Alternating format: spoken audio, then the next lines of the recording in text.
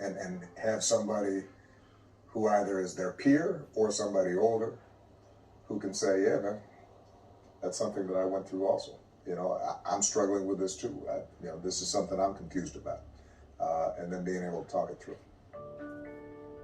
President Obama says he found his purpose and ambition in life through community service and eventually a career in politics. Eric Jason Music, what's happening, y'all? Podcasts and all. Tonight I'm talking a little about Barack Obama, alright? Strong man, leadership. The only thing about him that people criticize him about, they say he didn't do shit, alright? Well, let me tell you why he didn't do shit. He tried. He really did.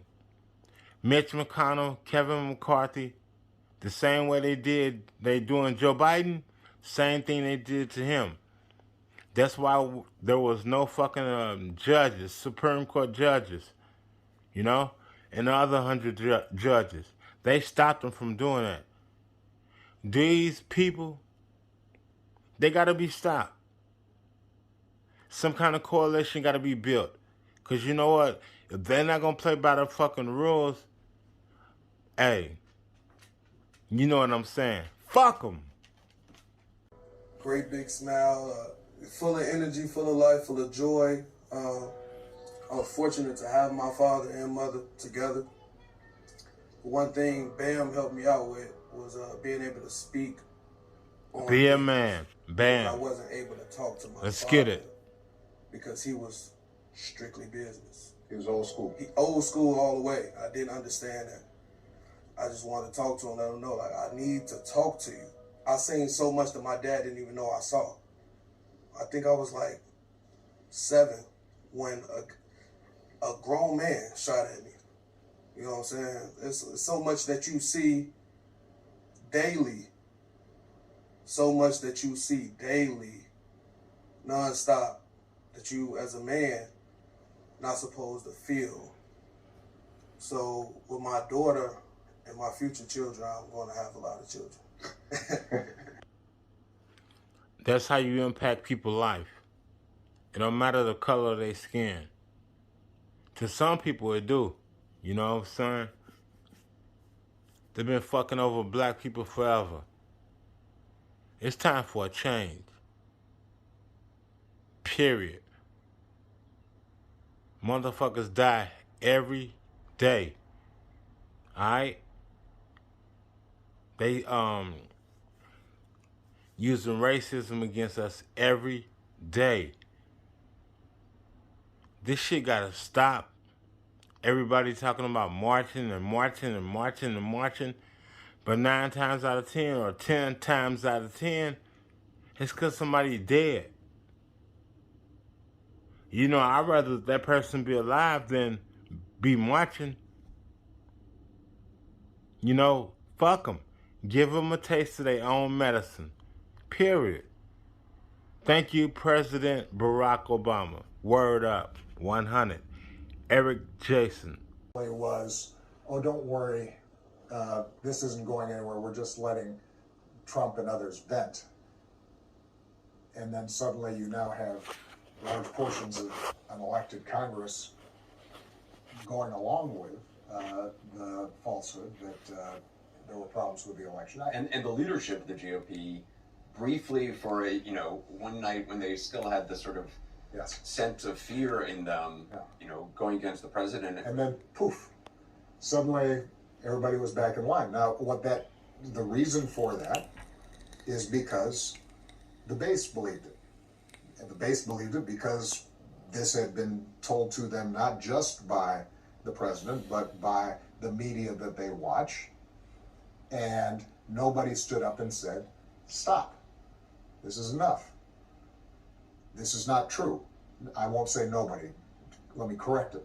There were some very brave people who did their jobs, like the Secretary of State in Georgia, who was then viciously attacked for it.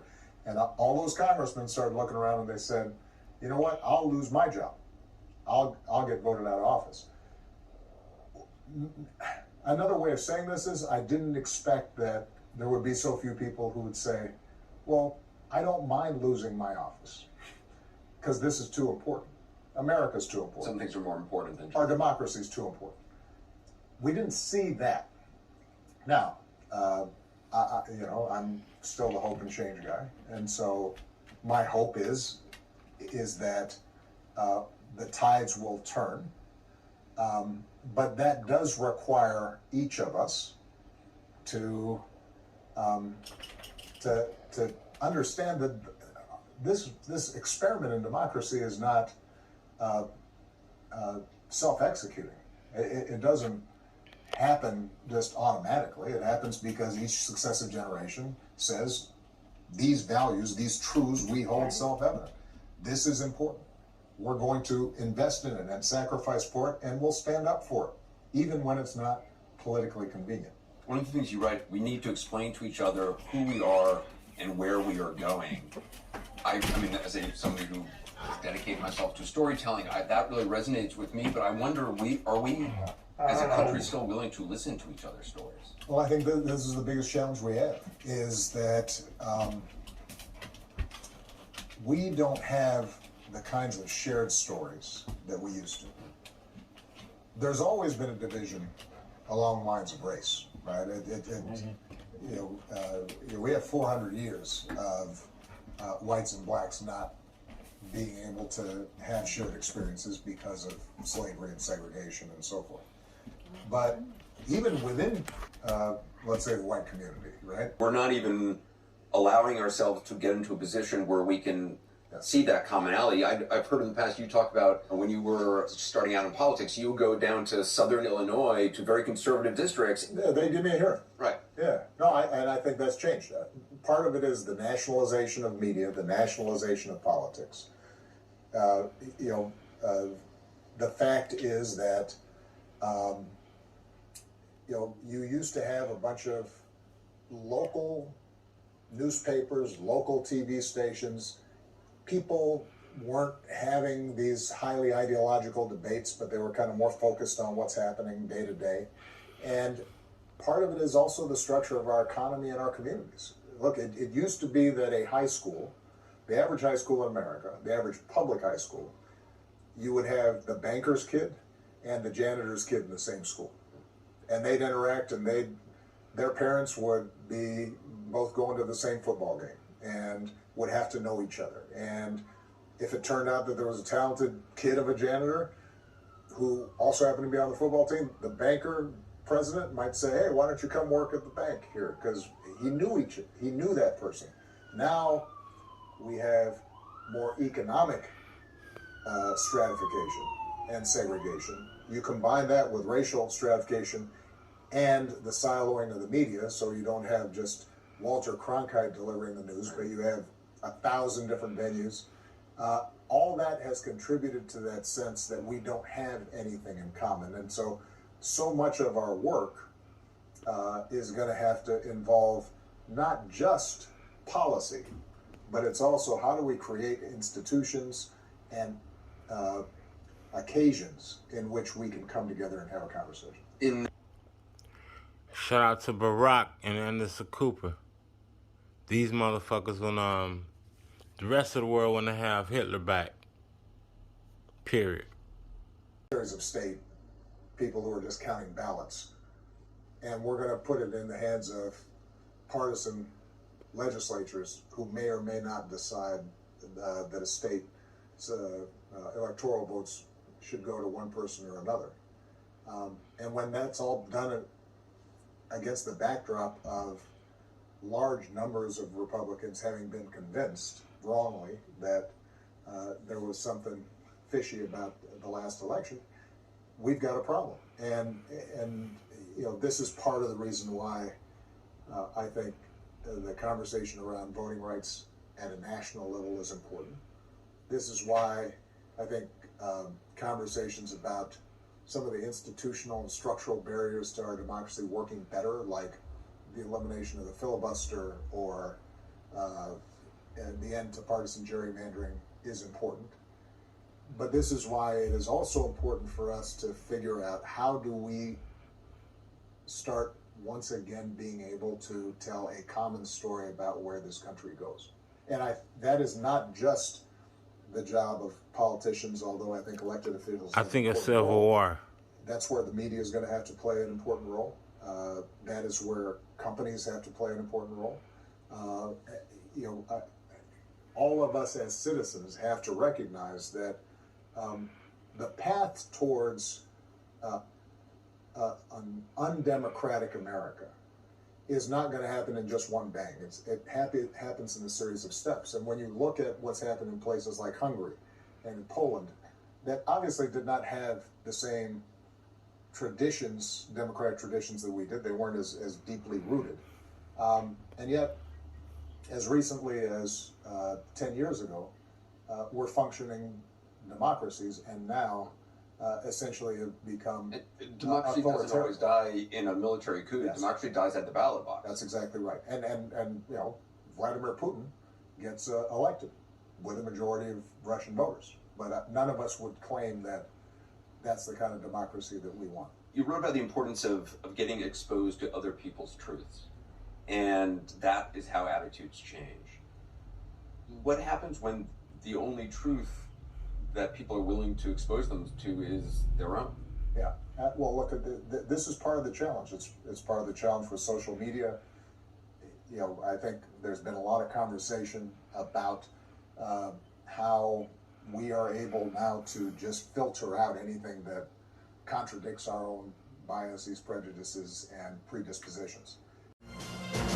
11 p.m. on the East Coast. We're back on the air, and we have news. There will be young children in the White House for the first time since the Kennedy generation. Barack Obama, in our view, President-elect of the United States of America. Barack Obama is projected to be the next president of the United States of America. Barack Obama, 47 years old, will become the president-elect of the United States.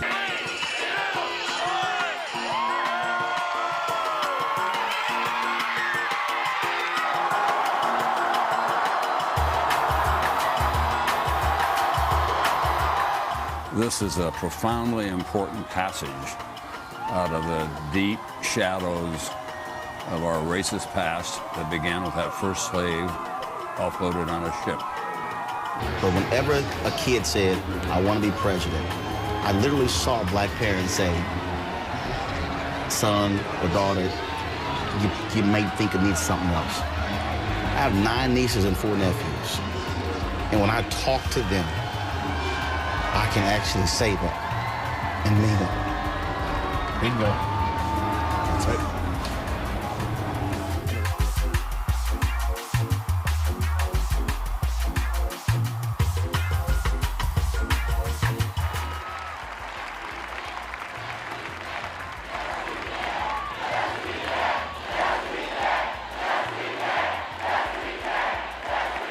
There will be setbacks and false starts. There are many who won't agree with every decision or policy I make as president. And we know the government can't solve every problem. But I will always be honest with you about the challenges we face. I will listen to you, especially when we disagree. Out of many, we are one. That while we breathe, we hope. And where we are met with cynicism and doubt, and those who tell us that we can't, we will respond with that timeless creed that sums up the spirit of a people. Yes, we can. Thank you. God bless you.